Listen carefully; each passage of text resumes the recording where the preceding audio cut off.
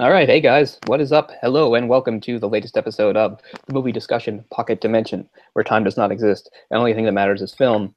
I'm Cole, and with me always is my partner Jay. And in the world outside of the Pocket Dimension, we have noticed that it is October. So Jay and I had little discussions about this, nothing too long. That maybe the next few episodes that we do in the month might reflect that, as far as being maybe a little darker or something like that. Not necessarily straightforward horror, although if you know us, we are both big horror fans and have done seen quite a lot of stuff in there. So nothing's in stone exactly how we're going to go forward. But just to kick things off, we picked kind of a darkish movie. It's not really a horror movie or thriller, but something, as we said, that might fit in the whole vein of October style movies. This would be 2011's film Sleep Tight, a Spanish film by director, I don't know how to say his first name. Is it Jaume Balaguero? I guess as good as mine.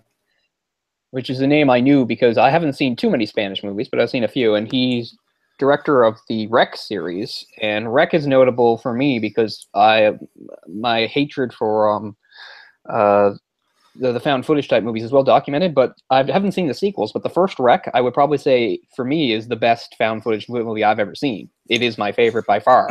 As someone who doesn't like that genre, that's one I really like, and shows to me that you can do them properly and well. So I probably should see the sequels at some point, although I hear like a lot of sequels are not quite as good. But I always thought the first Rec was a legitimately good film and showed how you could do found footage well, had some really good scary moments in it. So this is a movie I'd heard of and hadn't seen.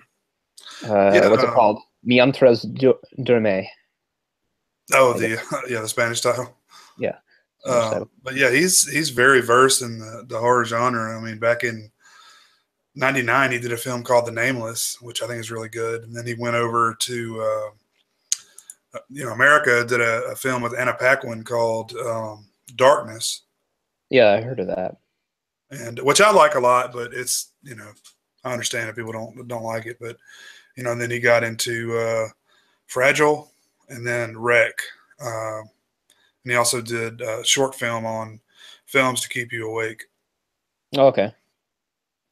So yeah, he's well, yeah, this one and Nameless were both ones I'd heard of and had thought about seeing and hadn't seen to this point, but and then we came up with this one. So yeah, this is less horror, although it certainly has some horror type themes going on here. It's more of a mundane, everyday type of horror, I suppose, is what you could call it. Yeah, this could actually happen. Yeah, very much. I think that's one of the more chilling things about the film, is once you've watched the whole thing, you'd be like, yeah, there are probably people like this out there doing at least very similar things. I mean, this is a movie, maybe some of it's a bit exaggerated, but as far as like some of the lesser stuff, but even the exaggerated stuff, there's a crazy world, as we know, stuff happens. So yeah, so that's one of the more chilling things you can take away from the film is like, yeah, there's probably quite a few characters out there right now in the real world, very much like this person, our main character, Cesar. One thing that's like Wreck is that it all takes place in an apartment building. I didn't think about that. It's about it's pretty much a single location movie. It doesn't move out of the apartment building. All we see is basically the street right in front of it. But besides he's that, in the coffee shop for like 30 seconds, maybe. That's right. There is a scene where he's in a coffee shop type place, just having a drink. Oh, and there's some very quick scenes where he visits his mother at the hospital. Oh yeah, that's right. All right. So, but still, 90% of the action takes place in this apartment building where he works as they say concierge, which is I guess like a superintendent type person. Doorman type guy who also does like light maintenance in the apartment, stuff like that, has keys to all the apartments and helps out the residents and knows most of them. And that's how we're introduced here. Always has a polite demeanor and seems like a pretty nice guy. Genuinely seems to care about people on the surface. And then, he has a very dark side to him. And he seems like he's just like always sad. He's just, he's cursed with like eternal sadness. I don't know. Like even when he's, with Clara, his like most, satisfying time of his life. And, he just doesn't seem happy then either. So. Right. Which is how the movie starts, is a narrative by him just sort of saying how he believes he was born without the capacity to be happy Now, as the movie goes on, you can choose to believe that, or you can just choose to believe he has other problems that just get in the way of it. I mean, it becomes very clear that he's probably at least born without the capacity to have like empathy or any of those things. Like he's clearly some sort of psychopath that doesn't feel empathy and doesn't feel things for other people and stuff, but which also leads him to, not feel guilt or things like that. So basically what we're saying is it's just sort of a blank shell of a human being. He's just empty inside, but he's sort of using it as an excuse. He'll say, oh, I was born without the capacity to be happy. And his philosophy is just sort of like, if I can't feel happy, then the least I can do is make the people around me miserable. And maybe he'll get something from that. So we get that little narrative, and we see him standing on the top of the building on the ledge, obviously contemplating suicide because of how empty his life is, sort of losing his nerve. And then we go back to that, and we get to see his routine getting up in the morning. This movie might have more scenes of people brushing their teeth than any other movie I can think of. We see him and Clara brush their teeth like 4 times each as the movie goes on, because morning routines are a big part of the movie, I guess. Okay. We see a lot of Clara just like, getting ready and, getting ready and then also getting undressed, after she comes home and, kind of taking it easy from the day. Sure. As he has under the bed.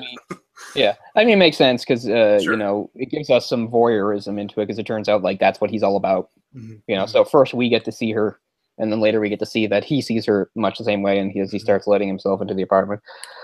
So go ahead. I was going to say, I thought that she did a really good job. The actress that plays, what's her name? Damn it. Clara. Okay, hold on. Is it Clara? Well, Clara is the character. Her name is Marta Etura. Okay. Yeah, I thought she did a really good job, like playing just like the natural, kind of like a camera's not on you. It felt really, natural the way she was going about her, routine, getting ready, doing whatever she does. Thought she did a good job of, that she's not being watched by someone. Right. Yeah. And, I think she does all the things she's supposed to do, and that the whole thing is like, he's mostly successful in fucking up people's lives and upsetting them and stuff, and his little subtle tricks and stuff like that. But she presents a real problem for him because she's just sort of a naturally upbeat person. Yeah. That even when things go wrong, she keeps a brave face and a happy face to the world, and she tries to be optimistic and stuff.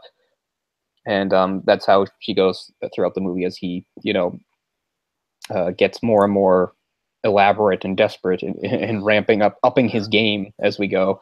He goes from doing fairly subtle things to much more overt things as time goes on, because he just becomes exasperated by the fact that she just won't crumble under the adversity that he's putting her through and stuff. And yeah, I think she does a pretty good job of that. The first time I watched this, I don't think I caught on that he was trying to ruin her life. I don't think I thought he was just like a stalker who, wanted to, knock her out with chloroform and have sex with her. I didn't realize his end game was to like ruin her life and just make her completely unhappy. Mm-hmm. Yeah, and that's one of the things that makes him different from like other movies we've seen with like stalkers that get obsession. His obsession is different in that his obsession is that she's such an obstacle to him because he has been pretty effective at making other people miserable around him through the covert stuff he does, and yet she is resistant to it a lot, and this drives him crazy in a way and stuff. So his obsession isn't about the normal sort of obsession, although I'm sure some of that is certainly worked in. She's a very attractive woman and stuff, and he certainly has a straightforward sexual attraction to her too. But there's more to it than that, and that's what makes the movie interesting, because it's not just sort of like that crazed stalker relationship. It's also he's setting out to break her. There's a trope in fiction called break the cutie, and that's exactly what this is. And it refers to whenever there's a particularly nice, innocent, kind character, and through the course of a story, horrible things are made to happen to them until it finally like strips away their innocence. Except usually in stories, that's just sort of kind of what happens. It's not usually because a character specifically in the story has that mandate, but that's what's going on here. That's what he's setting out to do. The happier she is, the more upset he gets. Like at one point, like he's talking about like wiping that smile off that bitch's face and stuff like that. Like, that's what he tells his mom, isn't it? Like he's just like narrating to his mom what his plans are. Who's essentially comatose, I think her eyes are open, but Yeah, She's not we're there at not all. let. Yeah, we don't really know how much she seems to understand. Although sometimes towards the one of the last conversations, she does look like she's upset. It almost seems like she is cognizant of what he's saying, and she just can't do anything. Man, that sucks. Like I don't know. Like at first I thought, okay, he can talk to her because but part of me thinks like as the movie went on that like actually she does understand, but she had a stroke or something that's kept her in a paralyzed state where she can't actually speak or anything like that. But I was starting to think towards the end that she did understand, and she was just sort of horrified by him.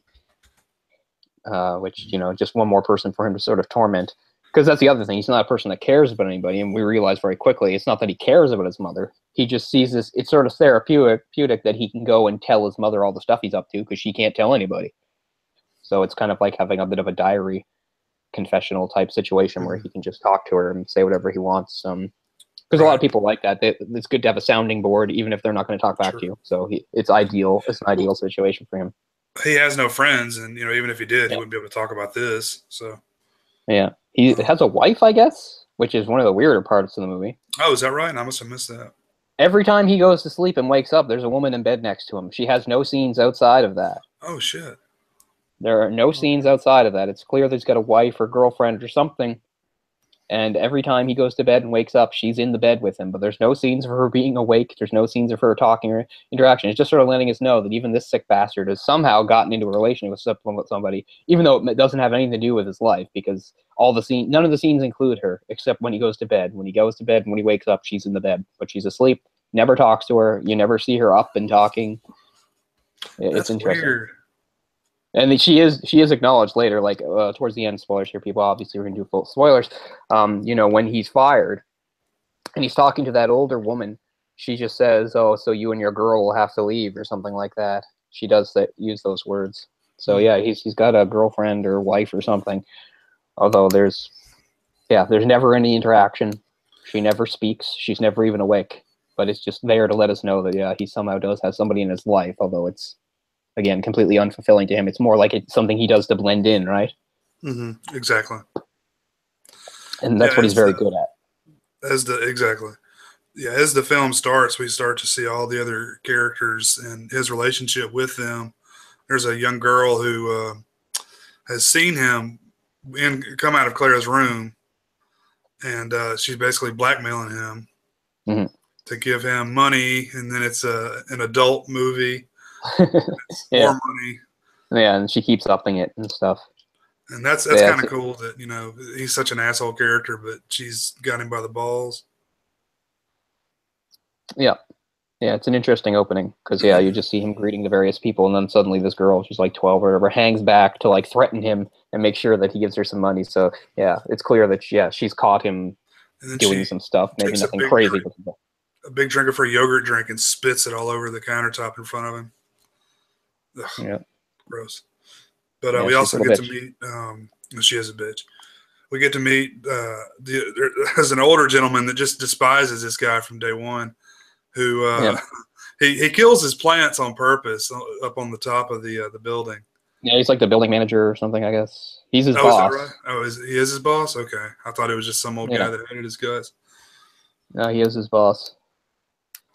Yeah, so he's like closest, like understanding that he is kind of a shoddy employee is like he doesn't know the half of it, but he knows at least that much and stuff. And then he does look into the work history and shows like as effective as Cesar is at a lot of things, he does have cracks in it. And one of the things is he eventually does screw up enough that he never holds the job very long because he points out the work history. He's like, you're only here for 2 months. You're only here for 1 month. He's like, I doubt you're going to last long here either.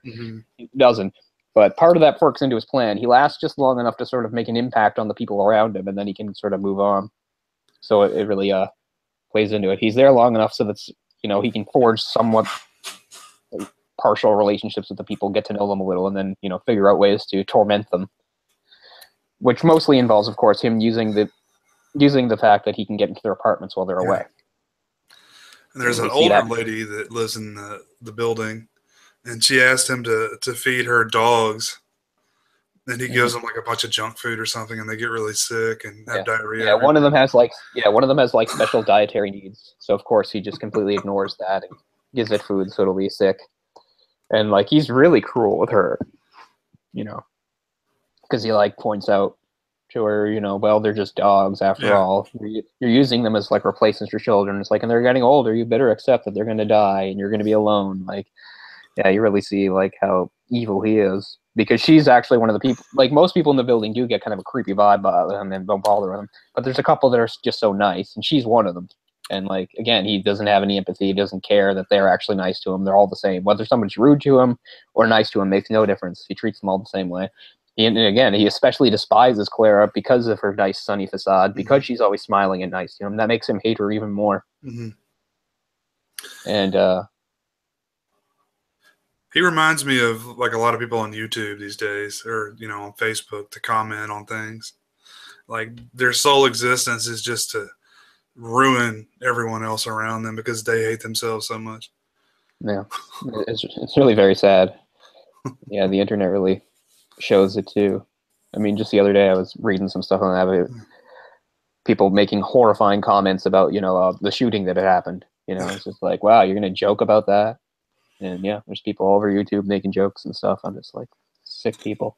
Jokes? Wow. Yeah. I've tried to avoid all that. Yeah. No, I was just, they had a post of like one of the earlier ones where they posted like footage where you could see it, and of course a bunch of comments below, and yeah, there were people making jokes because it's just immediately, you know, it's a horrible world we live in. Yeah, exactly. Yeah, people are terrible. But anyway, yeah, much like Caesar. Yeah, and he really revels in that he can affect people's lives in that way. As he said, his philosophy is he doesn't feel he's capable of happy, so he doesn't want anybody else to be happy either. So here he can. But yeah, so as we said, he's got he's in a pretty good position to that because he has keys to every apartment. He can go in while people aren't there and mess with things and do stuff. But what's even worse is like, so yeah, he can do that. Like, he knows when Clara's gone, but he often chooses to go right in while she's there. And what we get to find out early is like he'll often spend nights there where she goes to bed and he's under the bed. And he has his little setup, like he's poked holes in the mattress and hidden all of his little vials of chloroform and whatever else tools is. Right. One of the more disturbing things to me is he, I mean, besides the rape, is he takes a syringe full of semen, I guess. We're supposed to. I don't know. They never elaborated on it, but at first he just goes and he injects her lotions and her shampoo, and I don't really know what the purpose of that is, but yeah. Well, it gives her an allergic reaction. I don't know what stuff he uses. So remember, she gets a rash on her face and stuff, right? Yeah, they never actually make it clear what chemicals he's putting in, but obviously something that would react badly with it. So she gets a rash on her face from it. For some reason, I thought it was semen, but yeah, I don't think he ever does anything with semen until he apparently rapes her. Well, I mean, he comes back, you know, when he's not satisfied, he comes back the next night or, you know, whatever in the future, and he has these little jars of, it's got to be semen. He smears it everywhere. Yeah, maybe. Yeah, oh yeah, he just smears it for the hell of it, I guess. Yeah, maybe that's his semen, and he thinks it's funny to put some of himself in the apartment. Maybe is the deal there. If it's not semen, then it's not. That really grossed me out that he was doing that. Yeah, I don't know though. I mean, semen's pretty noticeable. I mean, not that I'm a huge expert, but semen has kind of a, or maybe I am, but semen has kind of a strong smell. I think I would know it if I smelled it, right? But you know. What was some movie? There was some. Oh, it was probably one of those fucking. What are they? I know what you're talking about. It was National. One of those National Lampoons. Yeah, where they like fucking Van Wilder, wasn't it? Oh yeah, it was some guy's like conditioner, and they just like filled it up with all their jizz, like a bunch of different people's jizz as conditioner. Nice. In Van Wilder, they had this bulldog with huge, I guess, balls full of semen. Oh man, he jizzes everywhere at one point, and they all talk about how bad it smells. So I can't remember that part. Thank God. I don't know. Terrible movie that I watched. Is that Ryan Reynolds? Yes. Yeah. Before he was Ryan Reynolds. Yeah, before the big fame. He was still, you know, two guys that grow in a pizza place. I had no idea that was him at the time, but then again, yeah, I never watched the show. Quite a bit. No, never watched it. Maybe they'll bring it back. They're bringing everything back. Yeah, no shit. Will and Grace was on the other day. What was? Will and Grace, that's back. Oh, yeah, that's back. I mean, Full House has been back. Yeah. Roseanne's coming back. God knows they've tried to bring Friends back multiple times. What's kept that from happening? Because that seems like money, probably.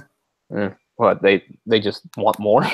If they're gonna come back, which they should all get even bigger salaries than they were getting way back then, because they were getting huge salaries. The show ended, yeah, they were all getting over $1 million an episode, I think. Yeah, like even though none of them have done that much since, they've all been set for life. Not really, yeah, but I guess Jennifer Aniston's probably done the most since. I mean, I think so. Yeah, she's popped into movies here and there. Yeah.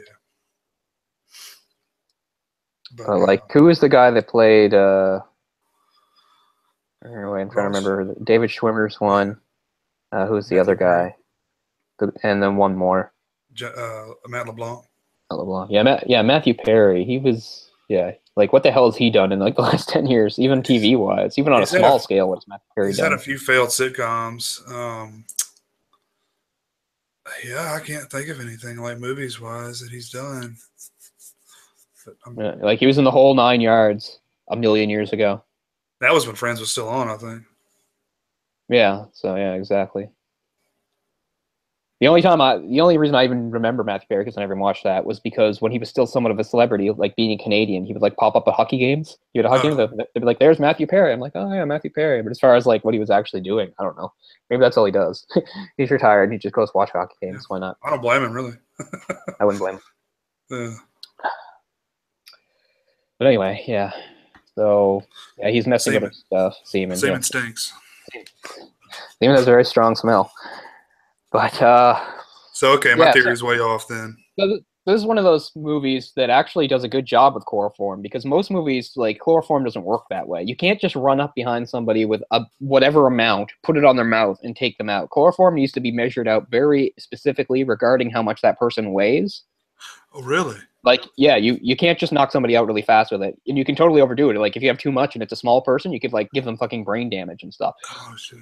But this movie, actually, I don't know how real... It's at least more realistic in that he probably did measure it out, and the person is already asleep when he uses it. So basically what he does is, so that he can go around in her place without worrying about her waking up, is she's already asleep, and then he'll expose her to the chloroform, which will just sort of keep her under. And that way, then he can go and strip off his clothes and do stuff while she's sleeping, because, yeah, he's a creepy fuck. Yeah, I mean, at least eventually he, has sex with her. Yeah. Although, I mean, very early on, we think he's going to, like, that's one of the things that subverts our expectations. We think, oh, here we go, he's here to rape her. But no, like, he doesn't do that for a long time, and he only really does it because he has a specific goal in mind, right? Yeah, so as we see that he's beyond, like, the normal obsession we're used to seeing. This is a whole different thing. It's very much about just ruining her life and making her get upset. I'm going to put jizz in all of your makeup, and it's going to smell. Yeah, but yeah, he puts some sort of irritant in her makeup so that it gives her an allergic reaction. Well, the point I was going to make with that is, I was like, is this posing that this guy thinks that if he just injects everything that she has, like, she'll eventually, like, get some up in there and get pregnant? It's kind of like, I was like, what? Man, it can't live very long outside of the body, I don't think. Yeah.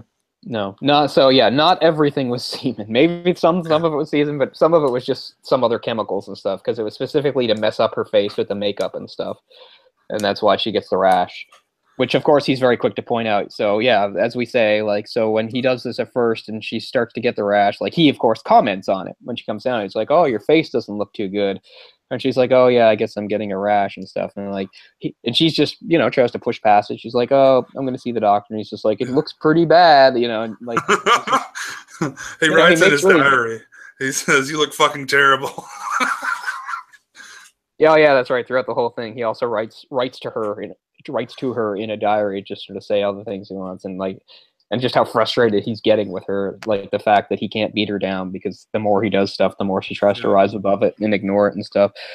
It's funny too, because like he creates a whole bunch of extra work for himself in the process, eventually culminating with the bugs, right? So he's just like, because when he's looking, he sees that she has some sort of like bug killer or something under the sink or something. She's like, so you don't like bugs, which eventually culminates in him infesting the place with cockroaches. And there's a pretty good scene of her waking up and just discovering them everywhere, freaking out and running out.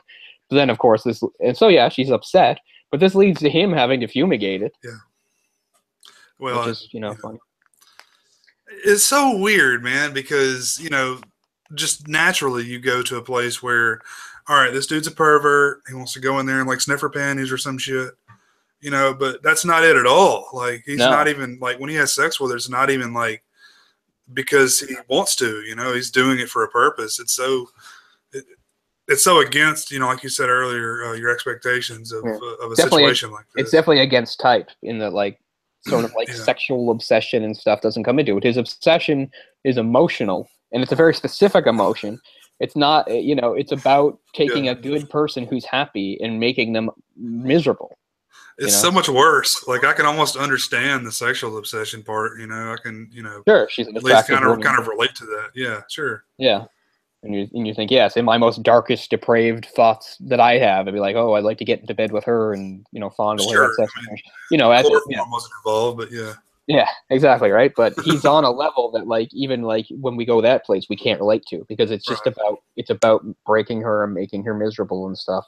And he gets more frustrated as she keeps, smiling through it, because every day he greets her off the elevator and comments on something, and how he also, okay, so there's another subplot where some guy, or is it him himself? I don't know if I guess it's him himself. Like, he'd been texting her and stuff.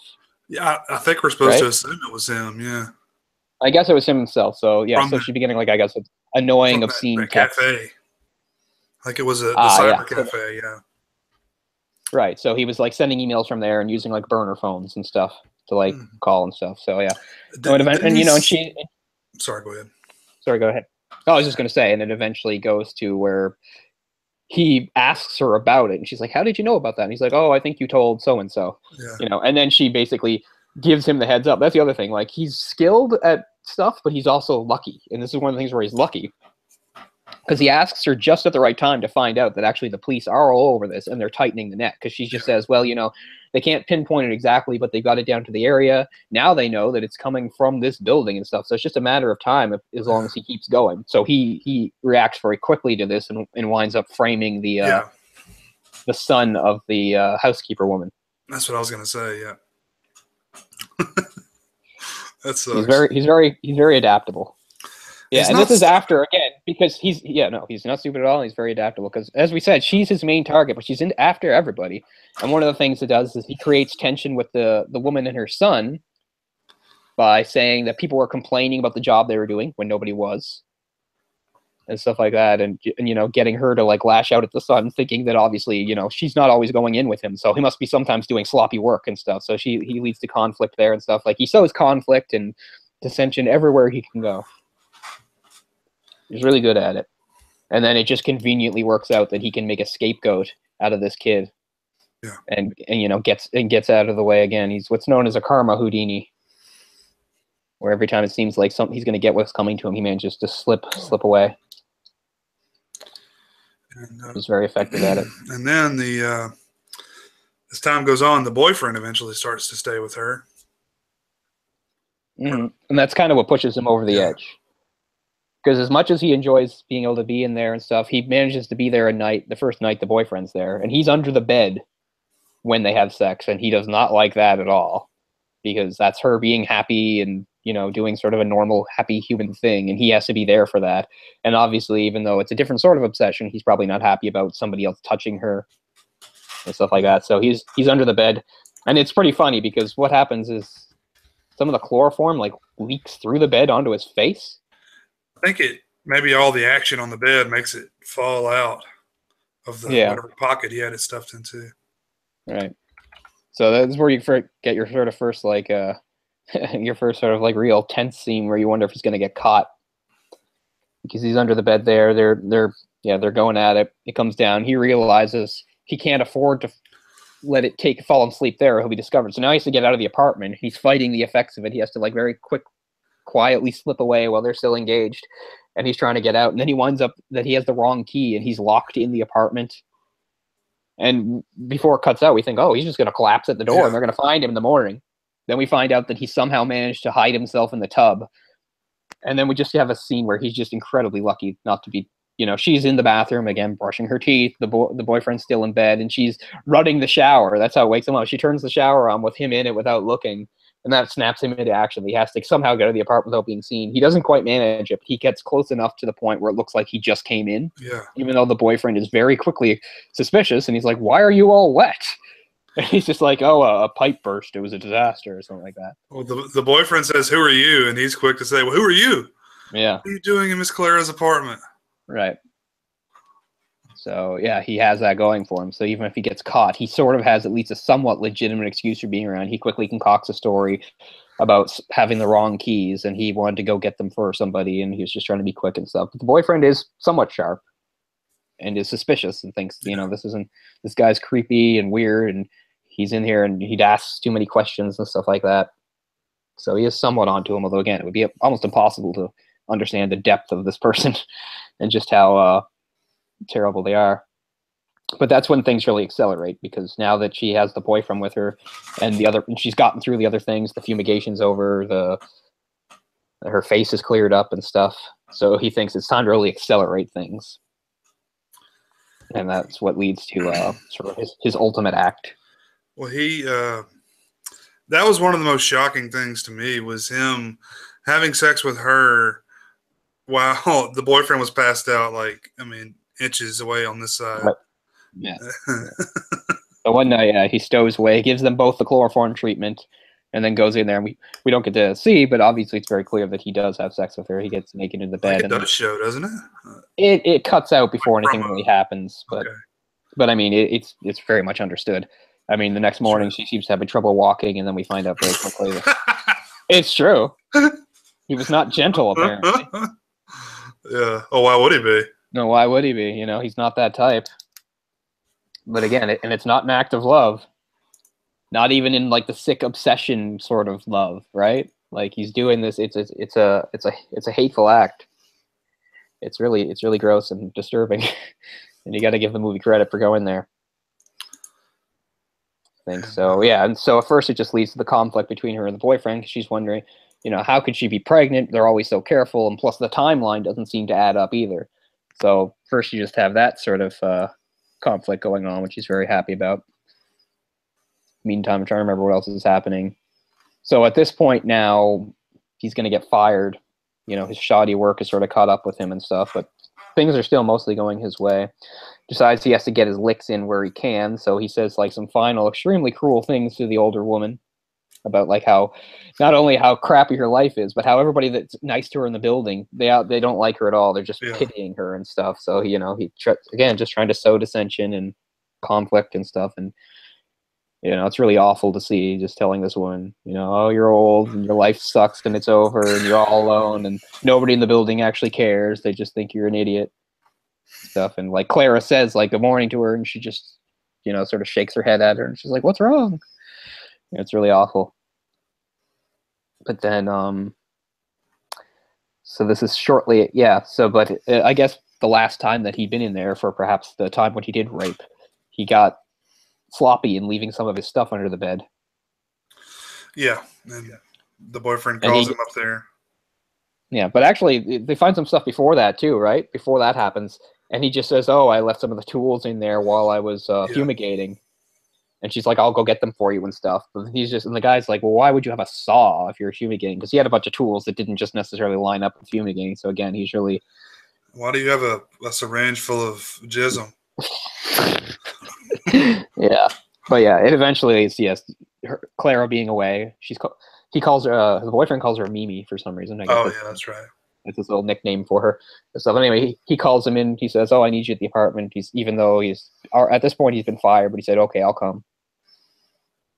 And then he leads him into the bedroom and shows him some of the stuff. And he's like, and the boyfriend has put it together. He's like, how long you've been coming in here?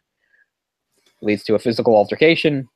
He manages to get a piece of broken glass, gets the boyfriend in the neck, drags him to the tub in the bathroom where he can let it out, and lets him bleed out in the tub.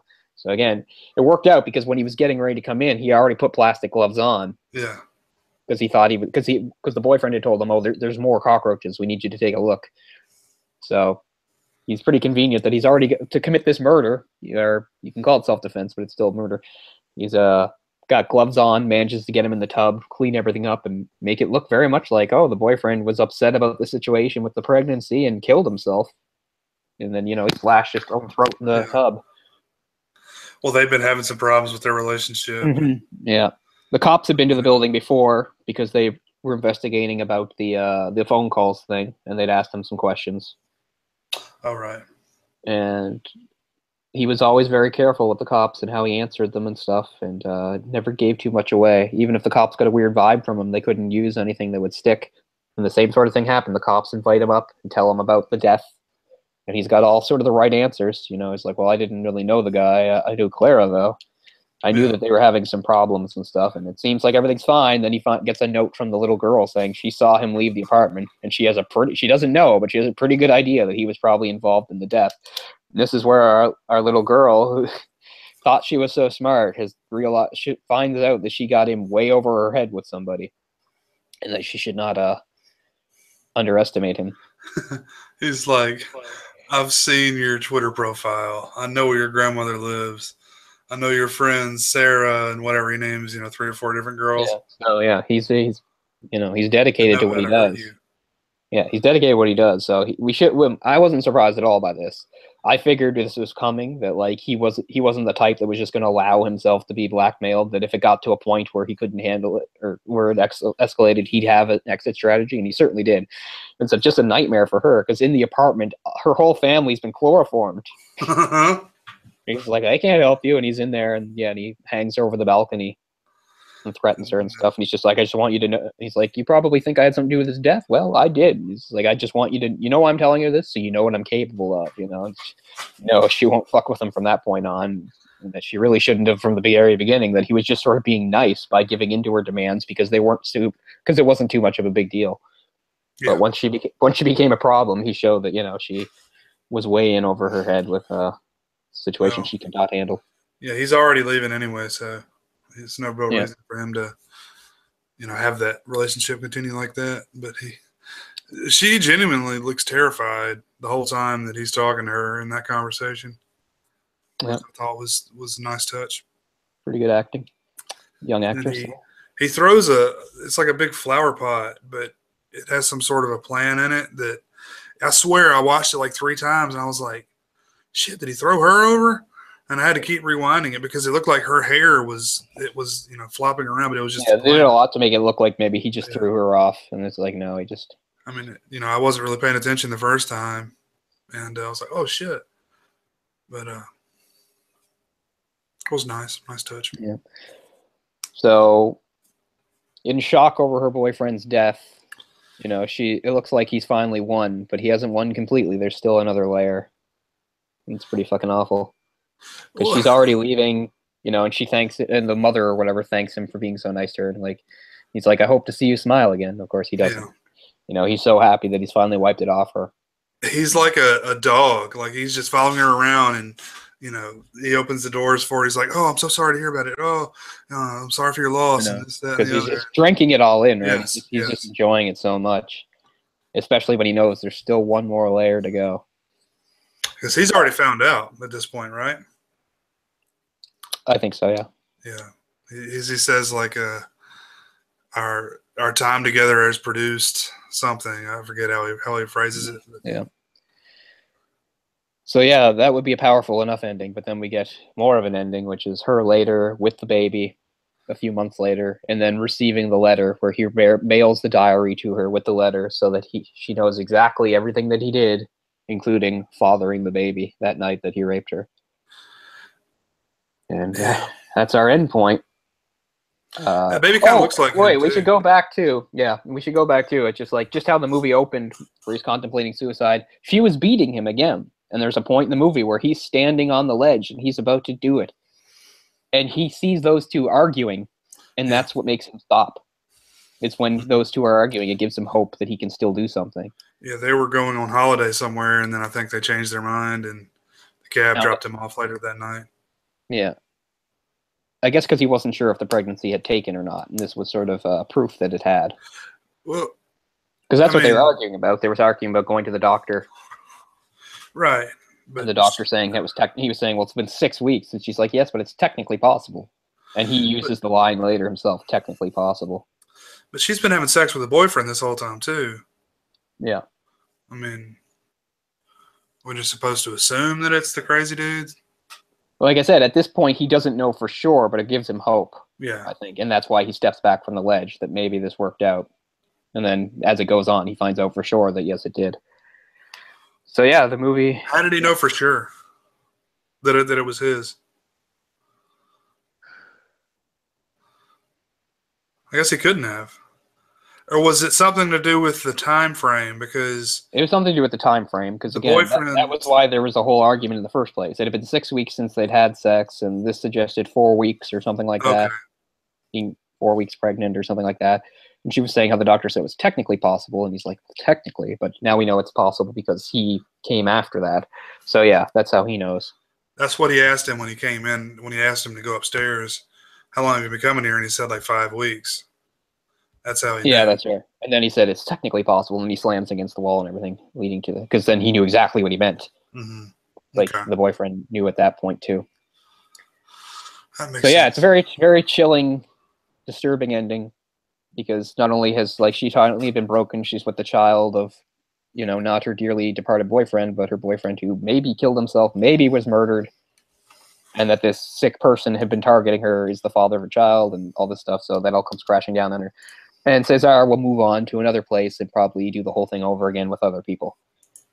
Is how the movie ends. And it reminds me of some other movies out there. I think it's a much better movie than, say, something like something somewhat similar, although, again, it's a different sort of obsession, is 1 Hour Photo. Oh, yeah. Where you got Robin Williams playing the photo guy who becomes obsessed with, like, the people's pictures who he develops and stuff, particularly this family. And he goes crazy sort of when the family dynamic gets broken up by the husband having an affair. Oh, that's right. And it's a different sort of obsession. I mean, it's interesting for what it is, but I think this is a lot deeper and cooler than that. And as far as the cruelty thing goes, it's a lot like In the Company of Men. You got Aaron Eckhart, you know, who just devises this plan of just absolute cruelty against this woman for no reason, just because he can, which is fair. Oh, you should see In the Company of Men. It's really something. Aaron Eckhart. Oh, yeah. Yeah, Aaron Eckhart. There's a couple other actors, but he's like the most notable. But yeah, it's like these two, like, I won't give the whole plot away, but it's like these two mid-level executives, and Aaron Eckhart is one of them, and he's like trying to convince the other guys, like, oh, you know, how badly women have treated them and stuff, and they should, you know, strike some revenge against a woman. And there's like a woman who works with them who's deaf, and he suggests that they will both date her and then like dump her at the same time and stuff. It gets even worse. It's even worse than what I'm saying. There's worse stuff to it. Like it's one of the, yeah. So it's a very interesting movie for sure. But it's got that same sort of like he's a similar sort of character. It's like he just want like Aaron Eckhart is a character who doesn't. He's like a sociopath, psychopath person. He just wants to hurt people. So yeah, I'd recommend watching it. It's a good movie, although again, it has that sort of nastiness to it, just like this movie does. So So you might want to space out when you see it. Maybe seeing them close together would be too much of a downer. But yeah. Sounds good though. I'm gonna have to check it out. Yeah, it's a good movie. But those are the two I thought of right off for being sort of similar in theme and stuff like that. But yeah, it's by a writer-director, Neil Dubutte, who has done some sort of similar films. I think he's the one that directed the awful remake of The Wicker Man. Yeah, he is. Oh, jeez. He really fell off, didn't he? Yeah, he did, because that was like his first movie. And he did Lakeview Terrace, which is shit, too. In the Company of Men was his first movie, and it's quite good. Yeah, Lakeview Terrace was the one with like Samuel it was based L. Jackson. It was based on a play he wrote. He's written quite a few plays. He's a better writer than director, I would say. Mm-hmm. I see that. But yeah, I would totally recommend in the Company of Men. It's a very, again, it's a downer movie, much like this is, and that you got sort of a very malicious character that just wants to hurt people just because they can. But it's well made. He's a very interesting character. Cesar is the guy that plays him, Louis Tosar. Yes. He does a great job. He has such a unique look. His eyebrows are I was just gonna say his huge. eyebrows are so distracting. It's like he has I'm so two distracted. fucking Magnum PIs on both sides of his goddamn Yeah. I was gonna bring them up. I'm brows. kind of glad you did. Yeah, the eyebrows were just so distracting to me. Like every time they were like, it's so hard to focus on anything else. Oh, they're so Remind- black and huge. yeah, there's this character in Fooly Cooly, this anime miniseries that I love very much, and he's like this government agent, and he has like massive eyebrows, and every time somebody talks to him, they just go eyebrows, and that's all I can think of when I saw this actor, Louis Tessera. I was just like, he's got like his eyebrows are like 3 times as big as the average person, and they're black. It's not like the hair is really long; they're just wide. I mean, They're wide. It's like triple decker and thick, and very black. It's almost like they've been dyed, but I don't think they have because he looks the same in all his other movies. Yeah. Like, you know how it's a thing these days for women to like dye their eyebrows or to put like color in them and shit so they look thicker than they actually are. Yeah, like, I've seen them do it like where they like curve them up. They're like it's weird. But it seems like that's what he's done, but I don't believe so. No, it's just what he's got, and it's crazy. Yeah, crazy eyebrows. He's just one of those guys that like he shaves and like 5 minutes later he has like a 5 o'clock shadow. So it's like a super hairy dude, except on top of his head, except where his hair belongs. Yeah, that's true. Yeah. This I think it was a fairly successful movie. $5 million budget. It's got some really good scores with critics. I couldn't really find any reviews or anything though.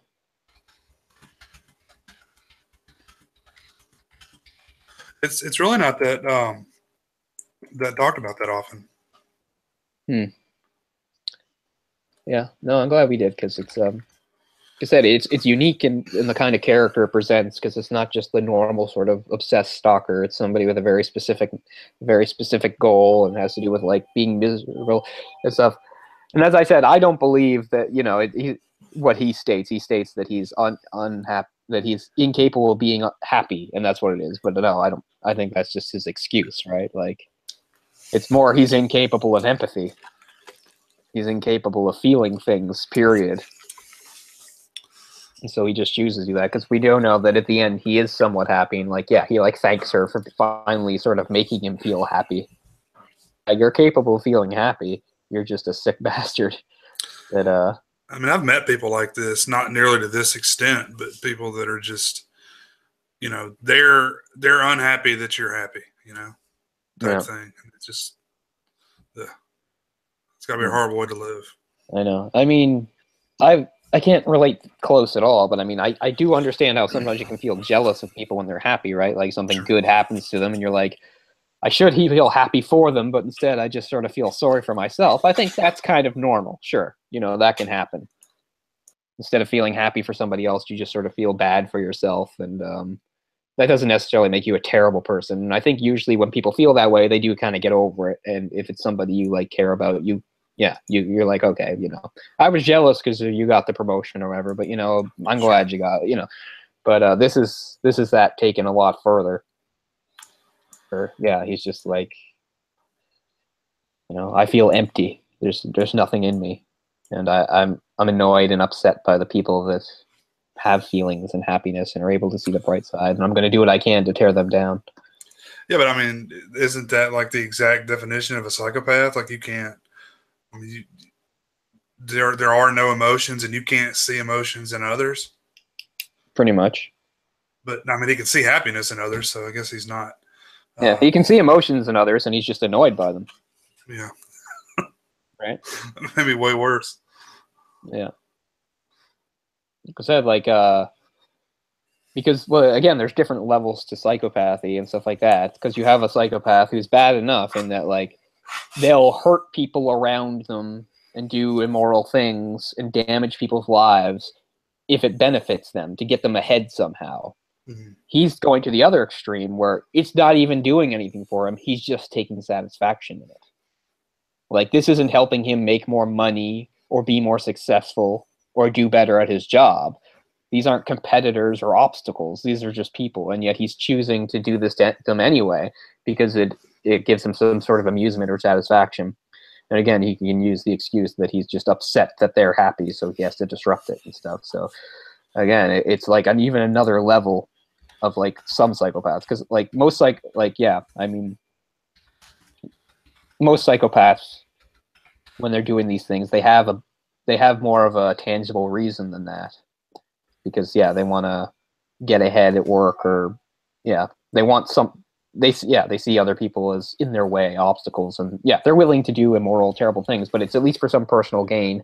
Whereas his personal gain is simply seeing them suffer. So he's like even another level on top of that. It's pretty disturbing, but as we said, we know there's people like this in the world, and it's a scary thought because because they're not really crazy. They're hard to detect. They blend right in. And he's very good at it, even though he can make people feel a little off. That's the worst it does. Like, he does wind up doing something sloppy, and he gets caught by the boyfriend, and he is very lucky in how he handles it and stuff. But I mean, for the most part, he's pretty slick. He's good at He's good at deflecting suspicion, and he's good at coming up with contingency plans and stuff to get himself out of stuff. Well, that's why all these serial killers that have been doing it for so many years, get away with it for so long, because they're married, they have kids, they live normal lives, except for however often they go out and they murder someone, right? And because they cover up their tracks really well, and you never get found out, right? And that's what separates those psychopaths from a different kind of psychopath, because they're measured and they're controlled. And Cesar is like that too. He's always very calm. Mm-hmm. He doesn't lose his cool, and even when he's indulging himself, he's careful and stuff. And that's the difference between, as we said, that the serial murderers that get caught and the ones that don't. The ones that get caught usually eventually lose control at some point. They do something very rash. They do something very, risky, and they get caught for it. Yeah. Whereas these other guys, even though, they're the type of people that maybe get really caught up in the, how it is, like get really sexually excited or whatever in the kill and stuff like that. Mm-hmm. Besides that, they're very good at, controlling themselves and getting that under. So that they can get away with it. So because it's true. Like having that kind of detachment is a really big asset for a lot of things, particularly though crimes and stuff. Because that way you can control yourself. You're like, oh, I want to go murder somebody. Tonight's not a good night. Don't do it tonight. Wait for a better night. I'd like to kill that lady there. No, I can't. She was seen in the bank with me today. Mm-hmm. I need to kill somebody that hasn't been seen with me. And they need to take that extra step. Well, it's like Dahmer got away with it for so long, but he got sloppy. Yeah. And part of it was because he was having some of that luck too, right? Yeah. In real life, he had some real luck. There was a time where like some 13 or 14-year-old black kid he had like woke up when Dahmer was trying to do something to him, fought his way out of the apartment. He was completely naked, ran down the street and called over 2 cops. Dahmer caught up to him and talked the cops down and convinced them that and the kid went back with Dahmer and of course was later murdered. So he'd already had some crazy luck. So you can understand why like he got more sloppy as time went on, because he was starting to think, oh, I'm really good at getting away with this stuff, You think that was some like race stuff involved with that? I bet it was, I mean, because, who's going to miss these, young black, youths who... Yeah, it wasn't like exactly a racist thing on Dahmer's part. It was more Dahmer understanding society, because he did mostly target younger men of color. He very rarely targeted white men. Well, if you target people that aren't going to be missed, if you go like target like white sorority girls, you're going to get caught pretty quickly, because people miss those. Yeah, that's why like prostitutes are like the #1 murder victim in the world. That's true. That's true. Yeah, for sure. Yeah, but, I love serial killers. I mean, I love talking about it. But a lot of killers in real life have experienced some super good luck, and Dahmer's one of them and stuff. So it's not too weird when you see it in a movie like this when he has some of that luck, because sometimes that's just how things work out. Mm-hmm. But sometimes it also gives them sort of a false level of confidence, because then they get the feeling that it's always going to work out for them, and then they screw up. Just like sometimes it's fantastically bad luck on their part that leads to them being caught. Like sometimes it's like a really weird circumstance or coincidence or something that actually leads to them being caught, even though they were really careful. Like the Son of Sam killer, he was caught by parking tickets. You know? Is that right? Yeah. They were investigating parking tickets, and that's when they found him with the guns and stuff like that. He'd spent a whole summer, you know, shooting people in cars and getting away with it. Had the whole city of New York in a panic. And even though the cops were out looking for him, they couldn't catch him. And then they caught him because he'd had a parking ticket for parking too close to a hydrant. And then they matched it up. And that's how he was caught. Oh, that's crazy. And, yeah, blamed it all on the neighbor's dog. Yeah. Originality, I guess. Whenever I've lived in an apartment, you know, in an apartment before, I've lived in quite a few over the years. I've always like been uneasy knowing that someone else has the ability to come in here whenever they want, you know? No, I hate it. Yeah. Yeah, like I moved in this building. I'm on the top floor. I used to be in the basement. At least in the basement floor, I had the latch thing that goes over the door. This apartment doesn't have that. Yeah. One of mine didn't either. I installed one. Yeah. But no, I don't like that either. I hate people coming in when I'm here. Yeah. You hate when they come in and you know about it. Yeah, it drives me nuts having people come in here. Like, I swear I was in one apartment, and this was when my wife and I first got married, and I swear they stole a bunch of our stuff. Yeah. That's actually when I installed the latch. Yeah, I was burglarized a little over 10 years ago, living in a different apartment with my sister. I was actually at my parents' place at the time. I was in a different city and stuff. And I think you know this, I would say on the show. At the time, I had just had a breakup with a girlfriend and stuff. So my parents didn't even want to tell me about this. It wasn't until I was about to go back. They're like, we didn't tell you this when it happened because you were already pretty upset. But then they had to tell me that, yeah, people had broken in and the stuff they stole was all mine. They didn't steal a single thing of my sister's. She lost nothing in that break-in. Yeah. Part of me wants to blame her because I was just like, maybe she didn't lock the outer door or something, but there's not much point. Inside job. Total inside job. Yeah, it's such a violating feeling. Like it's such a. Oh yeah, it just makes you hate the world. I've been robbed a few times, burglarized a few times. It's Yeah, it just makes you hate the world. You're just like, you're all a bunch of fuckers, and you'd all tear each other apart if you had the chance, you know. Yeah. That's how I had a PS2 was stolen, and I bought an Xbox with the I had a little, you know, insurance on it, all my stuff.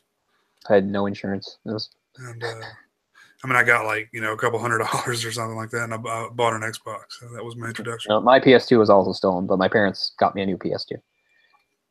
That's why I have a slim PS2, although I don't think it works anymore. I haven't tried in a while, but last time I tried to use it, it didn't work. Which is annoying. Because, yeah, now I'm buying PS1 games that I already owned, so I can play them on the PS3. I just bought Final Fantasy V a couple weeks ago.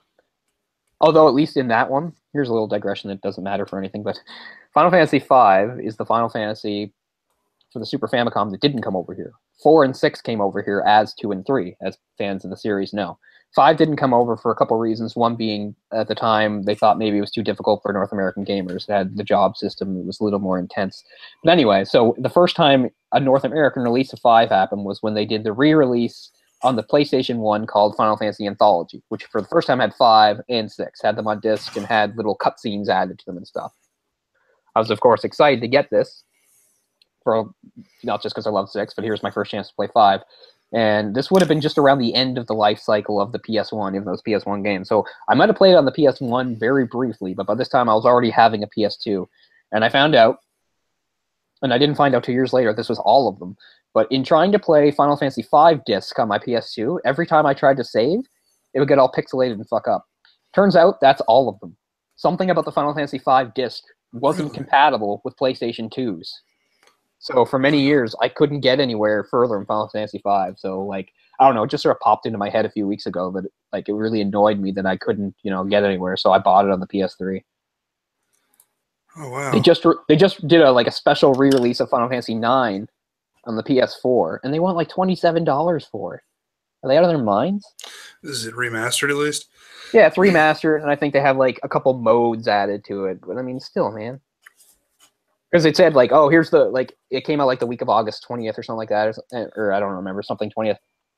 And they're like, oh, special launch week price, 20% off. So I look it up. The 20% off price was like $23. Like, what? I thought it would be $14, $15.99 at the most. I mean, I'll probably still wind up getting it because Final Fantasy IX is the last Final Fantasy I really like. And again, how else am I going to play it? I can't play it on my PS. I have the disc, but my PS2 doesn't work. So, and I already have Final Fantasy VII on the PlayStation 4, Final Fantasy VIII on the PlayStation 3. So might as well finish it off, right? It sucks that the 4 doesn't. You can't play anything on the 4.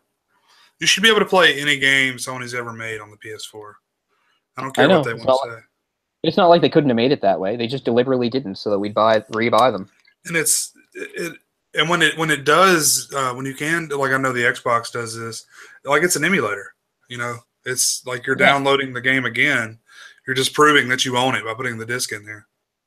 Yeah, which seems really bizarre. I mean, couldn't they just make the laser in there, like make it be able to read that? I bet they could. I mean, they did with the Xbox 360. Could play Xbox games. Yeah. Well, like I said, PlayStation caught themselves because the PS2, one of the things that was great about the PS2 is it was backward compatible. PlayStation 1 disc worked for PlayStation 2 and made everybody happy. And we're like, oh, this is how it's going to go. PlayStation 3 comes out, not backward compatible with anything. And we're like, yeah, this is how we're going to go. Here's PlayStation Network. Have fun rebuying games you already bought. That's how it will work from now on. Thanks a lot for that. And, I mean, I've done it a bunch of times. It's annoying, but... Yeah. Orc wanted me to ask you about a film called SOS. SOS? Yeah. He says you wanted him to watch it, but it's Spike Lee. He wanted to watch, but it's Spike Lee. I don't remember having this conversation at work. He wanted to know if you liked it. It's not ringing a bell. SOS? Yeah. I don't know what you're talking about. Oh, Son of Sam, maybe? Oh, Son of Sam. Yeah, that's it. Or Summer of Sam. Is that the name of it? Whatever the hell the damn, with the big nose fellow in it, Adrian Brody. Yeah. Yeah. Yeah, I saw it. I don't remember talking to Orc about it. I saw it, yeah. I think Orc just wanted to know if you liked it. No, not really. Me either.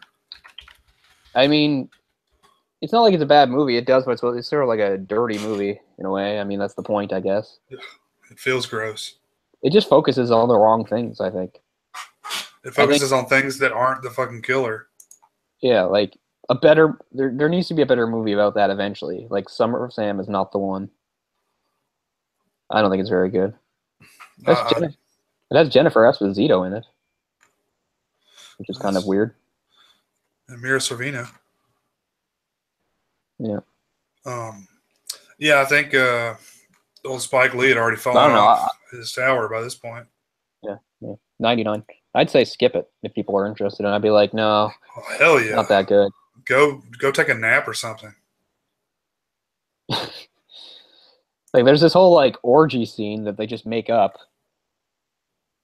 as far as I know, because I guess they thought it would be cool. I'm not against orgy scenes. I just don't understand where it fits into this movie. I take that back. I did like the 25th Hour. I hated it so much, and I wanted to like it because I love, Oh wait, no, I'm sorry. I gave it a 5. I really like Edward Norton. Did not like it. So I wanted to like it, but I just thought it was boring start to finish. Yeah, Spike Lee, I don't know if he's done anything I like. Have you seen the Old Boy remake? Yeah. It's just useless. Is it like shot for shot? In many ways. They do one thing that's kind of cool in that, like, they make it a little harder to know the twist because they add a little layer to it. Yeah, but it's a remake. But it doesn't save. Yeah, it doesn't save the movie. Well, it's a remake, but I'm sure lots of people saw it without seeing the original. No, they're stupid. Yes, you should see the original. It's certainly not a terrible movie. I mean, you can give a lot of credit to the actor Josh Brolin and stuff, but again, it just seems completely useless considering there's already a superior movie to it. That was the only thing that I was intrigued about because I like Josh Brolin quite a bit. And he's good. Like, he does a pretty good job. But yeah, I have no idea how that movie even happened. Like, anyway, I guess that's the latest movie of his I saw. Or I guess it's the latest one there is. What else did he even do? He did a lot of stuff. Or I guess some of them are just like documentaries or smaller movies. Because there's a ton here. I'm looking at his filmography. I haven't heard of half of them. I guess Inside Man might be like the least painful movie of his I've seen. That's like the most polished. That doesn't feel like a Spike Lee joint. No. Inside Man's one of those movies that, like, when you saw previews for it, you thought it was going to be really super clever, and then it's like, well, it's not really that. It's not clever at all. It's pretty just normal and straightforward. But, like, the previews made it look like, oh, you're never going to be able to, like, guess what's going on, and you're going to be really, like, shocked. Like, I thought it was going to be, like, a twisty-turny movie. It's really not. But, I mean, I know everybody thinks Do the Right Thing is, like, this seminal moment in pop culture history, but no, I don't like it. Just washes over me. I'm just like, yeah, a bunch of asshole characters being assholes. Kind of how I felt. Is like, that the one where somebody's a crackhead in it? Like, it's Sam Jackson's a crackhead, right? Yeah, I think so. Yeah, that's pretty awesome. I like that. Is it Sam Jackson? Somebody is. I don't know if it's Sam Jackson though. I can't not think of Dave Chappelle when I imagine that scene. Oh yeah, he's Mr. Senior Love Daddy. Oh man, that's awesome. But yeah, I mean that movie's okay, but like that's the thing that really landed him on the map. Like it's this big, really cool movie that really got people talking about racial stuff and stuff. I don't know, it just sort of washes over me. I don't really care.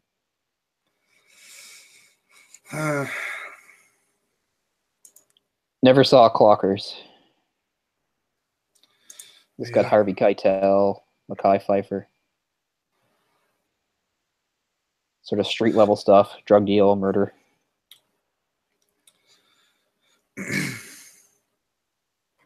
I'm looking at his busy guy. Which one? Spike Lee. I just said he's a busy guy, Spike Lee. He's done a ton of stuff. I'm looking at his director filmography, and it's like an NBA Jam game on here, NBA 2K16. He directed a video game? Yeah, probably. But yeah, and he even has like stupid little cutscenes, like story scenes. Isn't that weird? Yeah. It's really weird. But yeah, his obsession with basketball is ridiculous. Because one time I think back when I still had American Netflix, I watched one of those 30 and 30 things that they have on ESPN. And it was about... Reggie Miller. Yes, it was about Reggie Miller, who was what was he, a New York Net? Pacers. He's a Pacers. Okay, so but he was against, and the New York Nets are Spike Lee's team. Mm-hmm. And my God, it was like the '94 playoffs or something like that. Oh man, it was awesome. And if anybody had any respect for Spike Lee, I would suggest you watch this and see how you feel about Spike Lee afterwards. Because Spike Lee, who is in this, even though he's a famous director, is actually in this a spectator. He's a person who paid a ticket to go watch an NBA game, but he's got 4 seats. And the whole time, he's just like standing up, screaming at Reggie Miller, acting like a complete jackass. He's like, Reggie! Like, I know I'm exaggerating a bit, but only a bit. He's almost like, he's certifiable. He looks like he's lost his goddamn mind, screaming at this basketball player. And I'm just thinking, I'm a huge hockey fan. I live and die with my team, but I couldn't imagine interacting with a professional athlete in such a way. Like, I have no respect for this man. Like, this is what he does with his time. Like, when I'm not working, I go to NBA games and scream at the players and try to get everything all personal and intertwined. He's trying to be a part of it, instead of watching it. He's trying to be a part of it. Exactly. And I think that's completely unacceptable. I think that's unprofessional as a professional person, but it's just not something you should do. There's nothing wrong with going to a game and yelling and booing and going, yay, and boo, or you suck. That's fine. But, I mean, he takes it to a ridiculous level, and I've got no respect for that man. Like, seeing him act in such a way, it's just ridiculous. I'm just thinking even if he wasn't a director, if he wasn't a famous person, I'm just like, what are you doing, man? Like, why doesn't security drag your ass out of there? You're making a complete fool of yourself just because you're involved in this game, or you want to be involved. You're not involved. You're a spectator.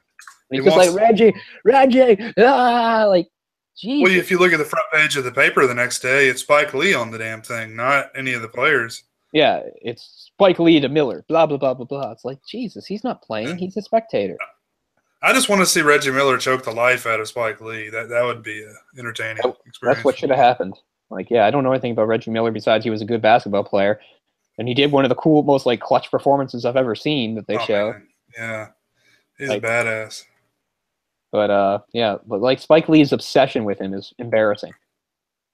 Embarrassing. I'm trying to figure out what year that was. Was it 93 or 94? Yeah, I think or it was what 94. year was that? Knicks and Pacers final.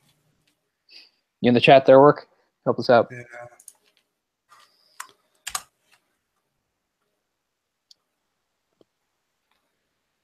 Spike Lee joint.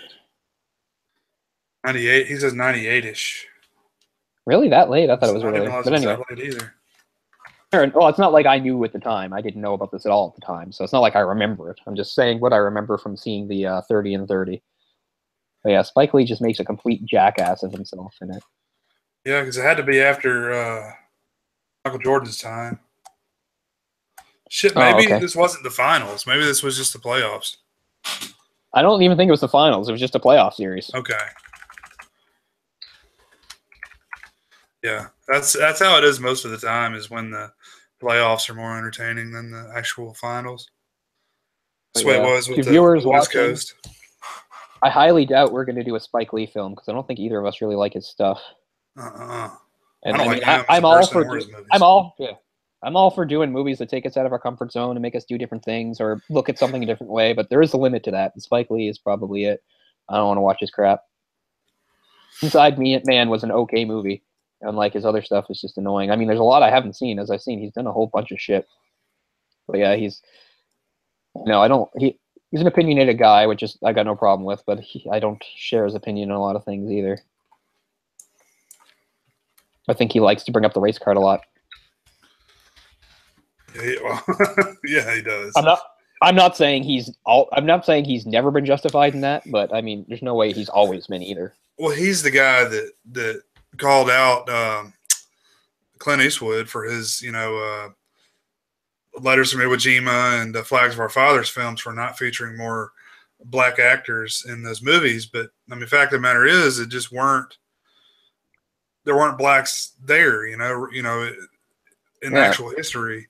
There were black soldiers, but they weren't there. They weren't there, yeah. And then, he went and did his Miracle of Santa Ana movie, which was all black soldiers, which is fine. Nothing wrong with that. But I don't even know if his was even like based on a true story. Fast Hustle in Brooklyn. But I mean, yeah, and I mean, I'm not against doing some movies that like even use like race as a theme or anything like that either. But I'd rather not do any of his. So. We talk about race on most episodes of this show. Yeah, I think so. We can't really speak from too many of broad, different perspectives.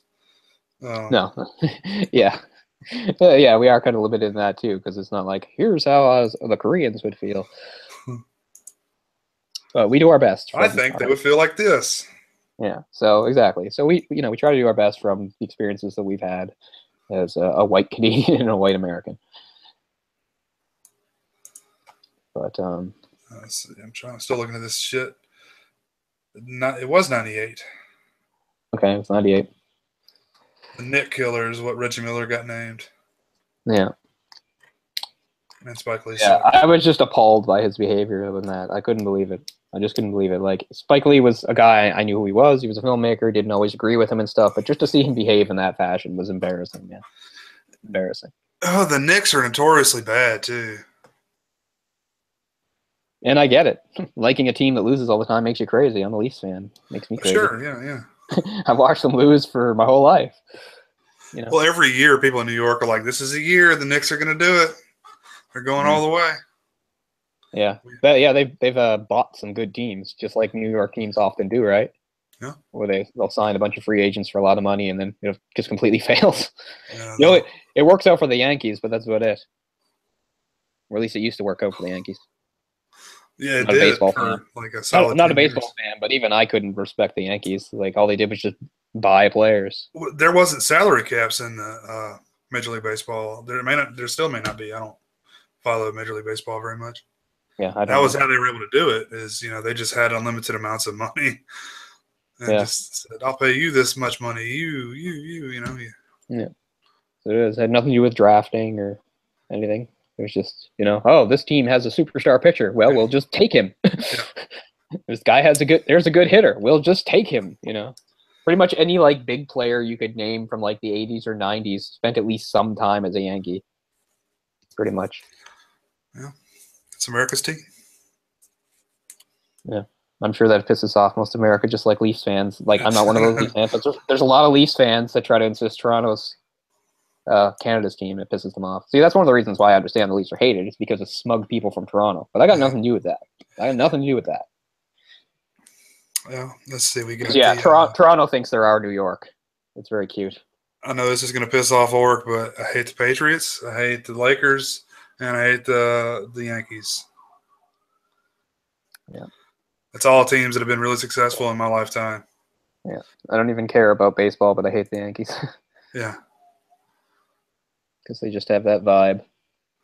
Yeah.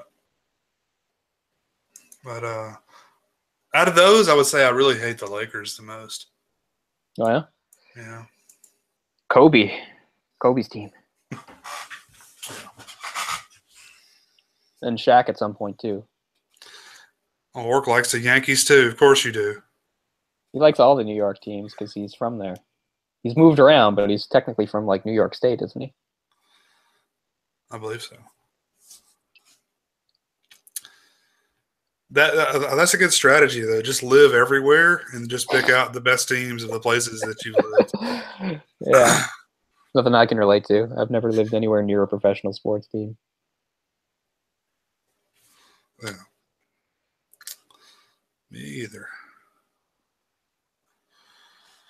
But I understand what it's like to root for a home team, like my major junior team. I'm from like Cape Breton. I root for them against the team where I live. Like I said, I'm from Cape Breton, so I cheer for the Eagles over the Mooseheads, who are the city I live in. I go to the Mooseheads games and boo them.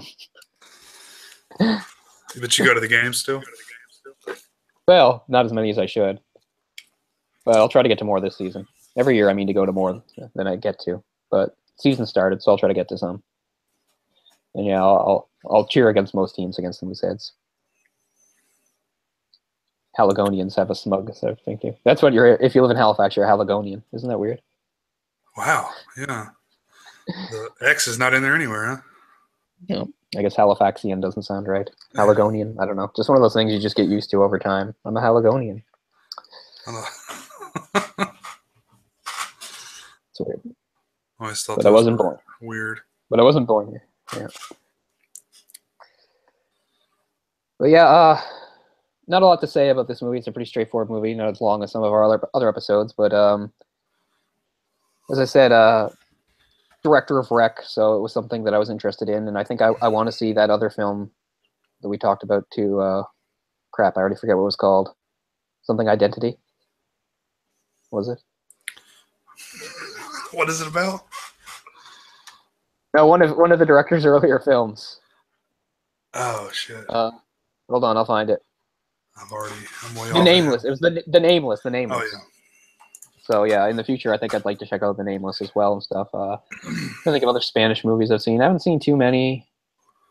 Probably the best one, are works of Guillermo del Toro. Probably the best Spanish language movie I've seen is like maybe what's that one during the Spanish Civil War? Came out in 2001. In Spanish language? Yeah. Guillermo del Toro. Oh shit. Oh yeah, I know what you're talking about. Okay, well that one. That might be Devil's my favorite. Backbone? Yes, Devil's Backbone might be my favorite Spanish language movie. I think. Maybe. I've seen a lot of stuff with like Penelope Cruz is huge over there. They like to throw her and everything. I've seen a lot of her stuff. Was she in the original movie? Do what? Was that the movie that Vanilla Sky is based on? Yeah, you open your eyes. Yeah, and So she's she's in in both. that one too. Yeah. Yes, because she's also in Vanilla Sky. I hate Vanilla Sky with all my heart, I but I've did never too. seen the Spanish movie it's based on. It's It's it's called much Open Your Eye. better, but I mean, you pretty much know the story. Sure. Yeah, Penelope That Cruz is a is good, yeah, that's interesting. a good one.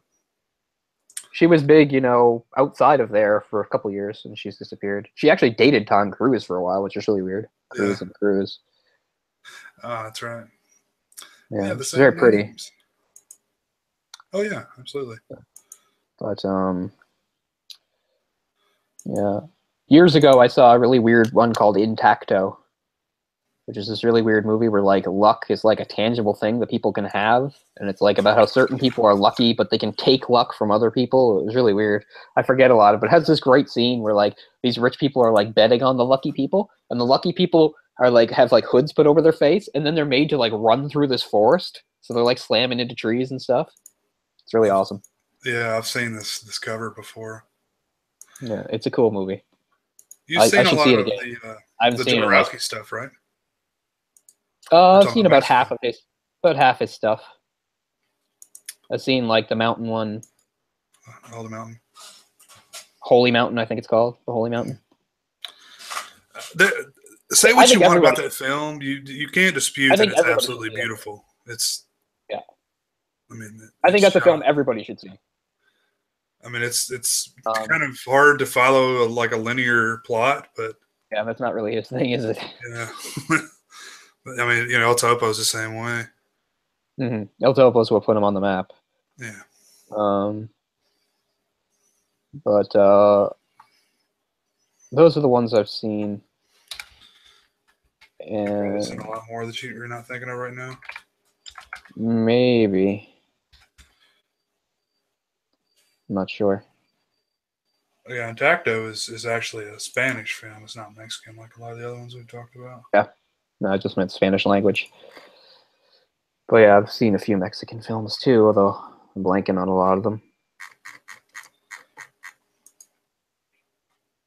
I saw that Will Ferrell film that's in Spanish. That's really weird. That can't be any good, right? Like it has a couple funny moments, but for the most part, they're playing it so straight, it's ridiculous. It's really odd. It's just really weird seeing a bunch of native Spanish speakers and then Will Ferrell in the middle of them doing like phonetic Spanish. Or like, he doesn't probably know his lines. He just memorized them by sound. Maybe he does know his lines. I mean, maybe he does know Spanish. I just don't know. I remember that was such an odd concept. It didn't come across that way to me. It came across like his lines were phonetic. But maybe I'm wrong. Maybe it's just he's acting so bad. I don't know. But yeah, that's a really odd movie.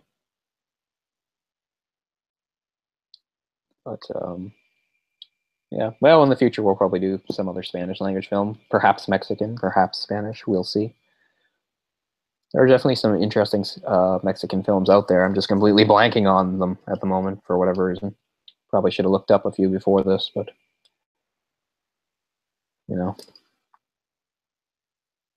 But yeah, Jodorowsky. I mean, yeah, he's Chilean, but yeah, they speak Spanish there. But don't they? A lot of his films are filmed in Mexico. I thought that was the case. Yeah, that's how he broke into the industry. Okay. He came up through the Mexican film industry. Have you seen the documentary about his Dune movie? Yeah, I love it. Yeah, I've seen it like twice. It fascinates the hell out of me. I need to watch it again. It's a great. And as we said, it brought so many people that are like such big names in movies now, like into it, like that hadn't done movies before. Like notably, like the French artist Mobius.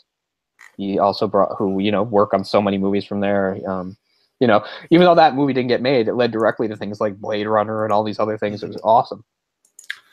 Geiger, the guy that did the Aliens, Geiger, that was his first time in the movie business. Like he brought all these people. He like launched, even though they didn't wind up making a movie, it brought them into the movie business, and they were just so influential for like the next like 20 some years. A lot of these people, so it's amazing just from that respect alone that a lot of people are like, oh, it would have been a terrible movie. It would have been bloated and ridiculous. Well, maybe, but still, it was a pretty interesting idea and a good thing.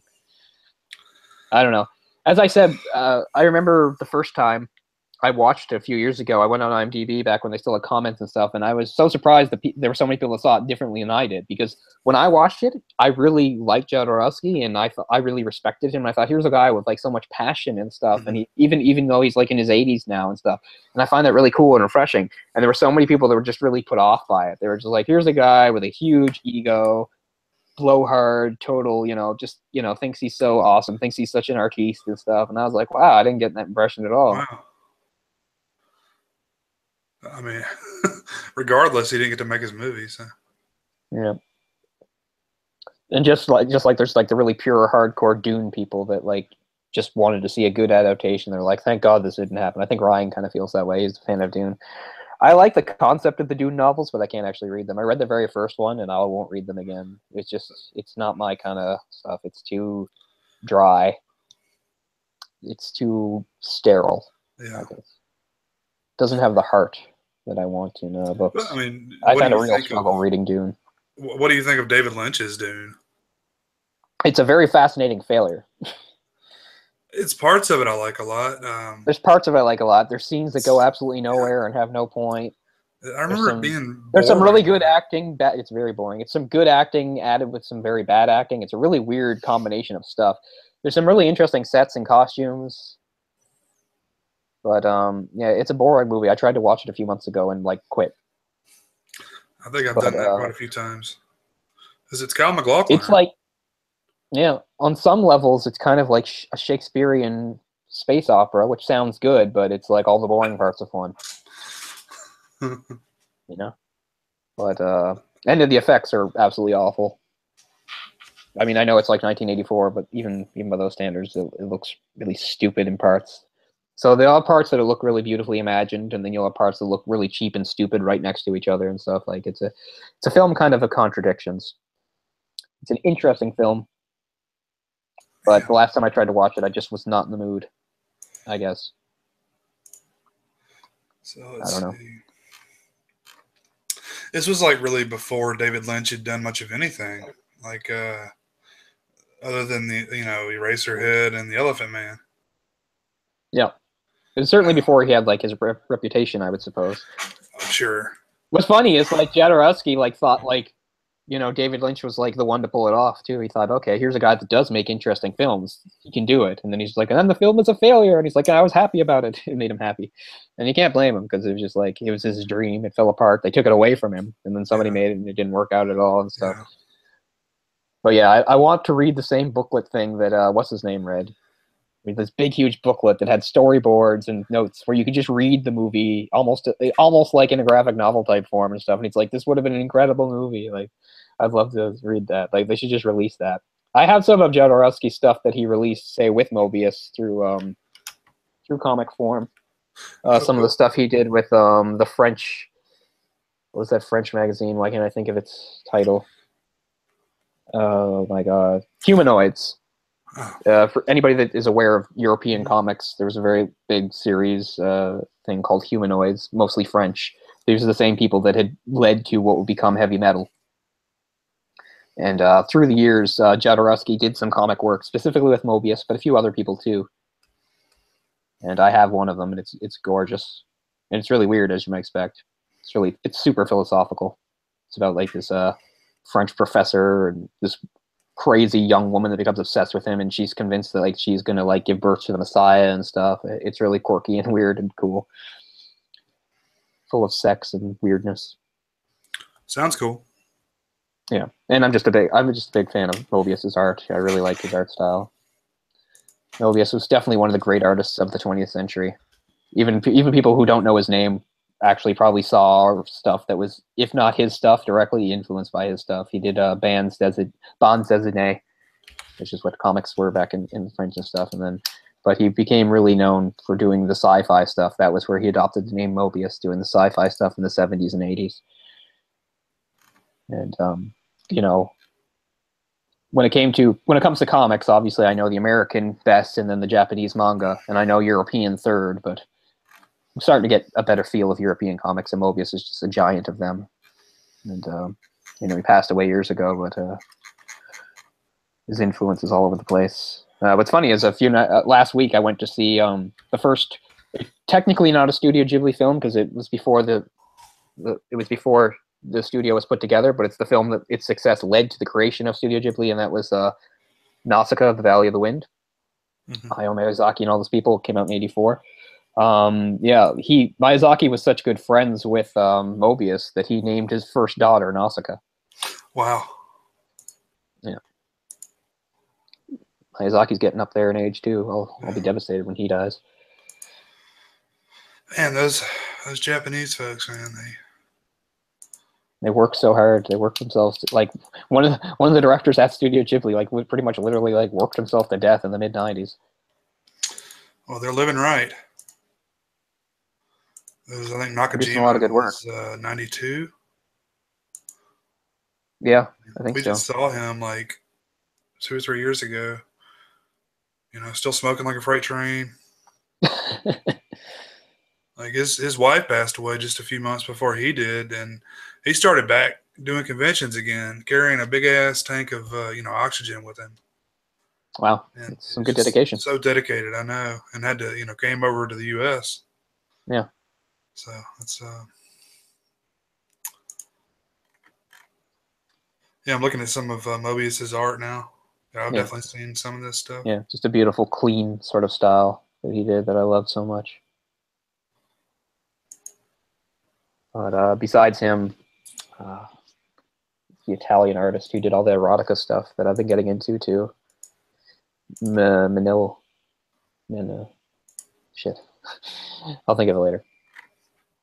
Anyway, yeah, so the last couple of years I've been trying to get more European work and stuff because it was sort of a blind spot for me for a long time. But yeah, Mobius did do a superhero comic. He did a special 3-issue Silver Surfer that Stan Lee wrote in the '80s called what was it? Silver Surfer. Oh my god, Parable. I think it's called Parable, and it's really cool. It's just an out of continuity Silver Surfer story.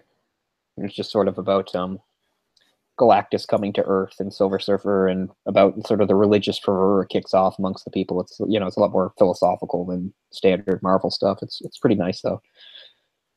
You can get various editions of it. I have a soft cover version that looks more. It doesn't even look like a graphic novel. It's so small. It just looks like an oversized comic. It's called Silver Surfer Parable. It's very nice. It has beautiful colors. And one of the things I found in it that was very interesting is just some notes and stuff written by him afterward. And he talks about the difference between, the American way of doing comics and the European way. And of course, the American way for many decades was always a very collaborative process. You have a penciler, you had an inker, colorist, letterer, etc., and stuff like that. Sometimes, of course, you could have the writer and artist be the same person. Sometimes even the artist did their own ink and stuff like that. But what was funny is not only did Mobius always ink himself, he did his own lettering, which is just unheard of here. And he was saying he couldn't understand how American artists could stand having somebody intrude upon their page with lettering by somebody else. He thought it would just be unacceptable that somebody else would do the lettering, because to him it's all part of it. And I thought that was really different because I'd never heard of that before. It was really interesting concept. It was the letterer does the letters, obviously. Had no idea that that you guys did your own letters. That's pretty crazy. Yeah, this is some cool stuff. I'd love to get a big art book. Oh yeah, there must be some. He's one of the. His Silver Surfer looks really interesting. I like the way his face looks. Yeah, he did it in a very sort of different kind of style. Got it over in the next room there. I really like the soft colors in it too. It's sort of like pastels, yellows, and light blues, pinks. It's very pretty. It's one of the last good things Stan Lee did. Because by the time the '90s rolled around, Stan Lee kept doing stuff, but it was all garbage. Stan Lee's this. He did Stripperella, for God's sakes. Oh, jeez. Yes, he did. Yeah. So, yeah, it's one of the last real quality things that Stan Lee did was Parable. And it was the first time in a while that he totally wrote a comic by himself. Would have been sometime in the late '80s, I guess. Anyway, yeah, we'll talk more maybe about art and stuff, and another one where it relates a little better. I guess we got onto this because of Jarodowski and Spanish language and stuff, but I guess we'll probably wrap up tonight fairly straightforward, as we said. This was Sleep Tight, 2011 film. Different sort of you know, you can call it a horror movie or a thriller. It's not really that. It just has some sort of icky, dark themes to it. But in many ways, it's just sort of like a really dark drama.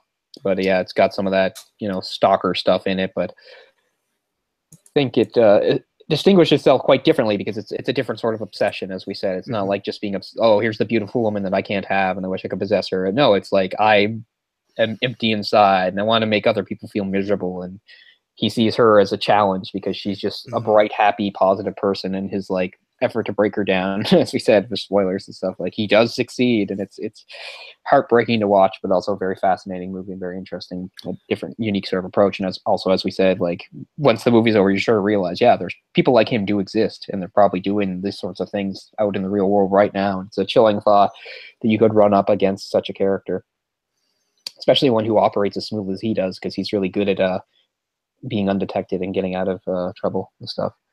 So a different sort of pick. But as October goes on, maybe we'll veer into more thrillerish territory. We'll let you know how that goes. Maybe some more foreign stuff, as we, you know, try not to just do too straightforward stuff or stuff that's too well known. You know, try to do stuff that's a bit off the beaten path and less celebrated, less known. Give some attention to it, and also just to educate ourselves too. Like, this is a film I'd heard of but I hadn't seen. I'm very glad to have seen it. So continue on in that vein for sure. But also, I'm sure on our off time, we'll both just be watching a lot of the normal horror. I know I will, because most of the years I watch horror kind of around the clock anyway. I really didn't this year. I just wasn't in the mood. So I've kind of denied myself horror for quite a few months. So now I'm really in the mood to get back into it. So I'll try to watch quite a bit. Some good stuff comes on TCM in October. They've got the classic Universal movies are on tonight, I believe, and stuff. So that's a good watch. I'd recommend to people too. Want to check that out. So, because yeah, every October rolls around, I definitely want to watch some horror stuff, and so yeah. So even if that's not exactly what we wind up doing, we'll probably, you know, at least indirectly wind up talking a little bit about it too.